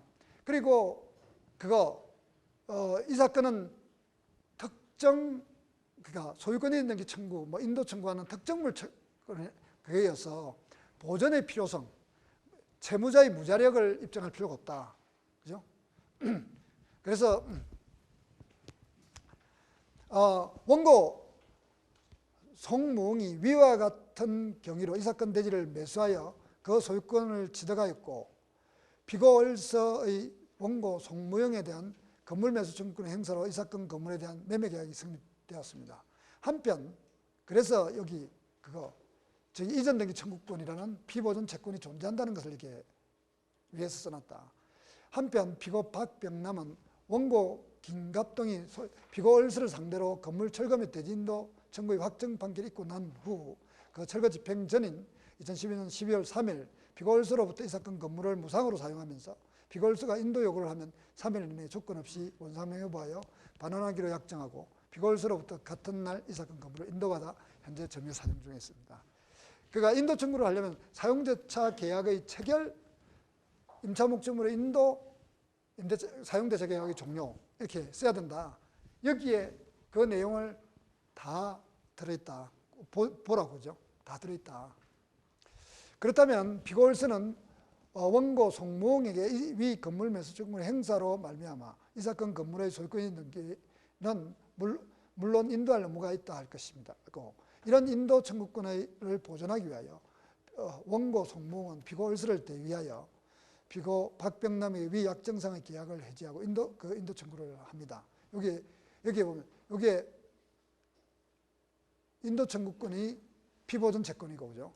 비보존 채권이고 이게 특정물 채권이라서 보존의 필요성도 있고 그다음에 왜 그 비골스가 그 인도 청구를 채무를 불행사했다는 그 한마디를 안 써놨냐? 이런 소극적인 요건은 잘 안 써요. 여러분들은 그것도 일일이 다 제목을 달아가지고 채무자의 그가 인도 청구 불행사 이렇게 해갖고 인도 청구를 불행사하였습니다. 뭐 이렇게 써놨는데 그거 그 행사를 안 하기 때문에 내가 답답해서 나서는 거 아니겠어요, 그죠? 그러니까 그 말을 이렇게 막 꼭 집어서 이렇게 여기서는 안 쓰는 거예요, 그죠? 근데 하여간 이 말에 일단 녹아 있는 거다. 그래서 이게 그게 다 들어있는 거예요. 그러니까 이것처럼 상당히 이렇게 좀 간략하게 써야지 이거를 위주로 막 잔뜩 써놨고 뒤에 정작 중요한 그거 비대위 채권은 이렇게 제대로 안 쓰면 안 된다. 가분수가 된다 이 말이에요. 그렇다면 그 비골스는 원고 송무홍에게 건물 매수 청구를 행사해 인도할 의무가 있고 인도 청구를 해서 인도합니다. 또한 인도 청구의 취지가 담긴 본건 소장이 송달된 후 3일 이내에 통상 변론 종결이 될 것이기 때문에 비고 박병남은 비골스에게 이 사건 건물을 인도할 의무가 있다. 여기에 간단하지만 의무의 영역으로 끝이 나 있는 거다. 그죠? 그 다음에 이제 최정북에 대한 청구. 최정북에 대한 청구는 그러니까 근저당권 설정 계약의 체결, 근저당권 설정 등기의 격려, 그리고 비담보 채권의 그 소멸, 비담보 채권의 소멸, 변제로 인한 소멸이에요. 변제 공탁, 변제를 위한 소멸. 그리고 여기도 대의 청구이기 때문에 대의 요건을 4가지를 갖춰야 된다. 이게 요건 사실이다. 이 요건 사실을 어떻게 표현해 놨느냐.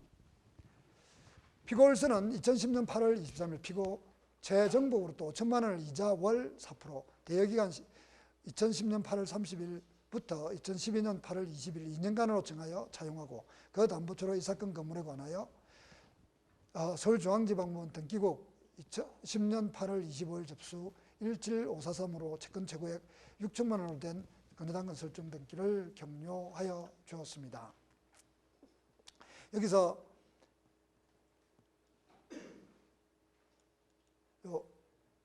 담보 계약을 체결하고라는 말을 쓴 것보다 이렇게 비담보 채권을 이렇게 계약을 하고 그 다음에 그 담보조로 격려했다.